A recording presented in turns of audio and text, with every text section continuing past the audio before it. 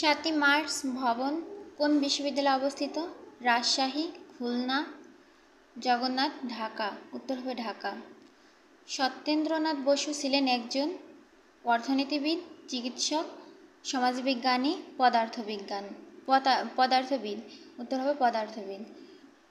ঢাকা বিশ্ববিদ্যালয় কত সালে প্রতিষ্ঠিত হয়েছে? 1911, 1921, 1931, 1948। উত্তর হবে 1921। ঢাকা বিশ্ববিদ্যালয় দিবস কোন তারিখে পালিত হয়? 30 জুন, 1 জুলাই, 17 সেপ্টেম্বর, 11 ডিসেম্বর। উত্তর হবে 1 জুলাই।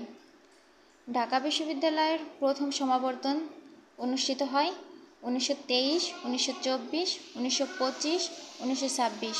1923 উত্তর হবে। Sir P J. হার্টস ইন্টারন্যাশনাল হল অবস্থিত কোথায়?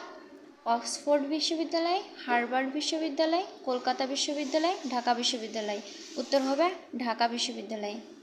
ঢাকা বিশ্ববিদ্যালয়ের প্রথম উপাচার্য কে ছিলেন? Sir A R. Rahman, P J. Harts, William Jones, G H. Langley. উত্তর হবে পি.জে. হার্টস। ঢাকা বিশ্ববিদ্যালয়ের শিক্ষক ছিলেন? উত্তর হবে ডক্টর সত্যেন্দ্রনাথ বসু। তো আমি আপনাদের সুবিধার জন্য উত্তরগুলো আবার মার্ক করে দিই। উত্তর হবে এটা।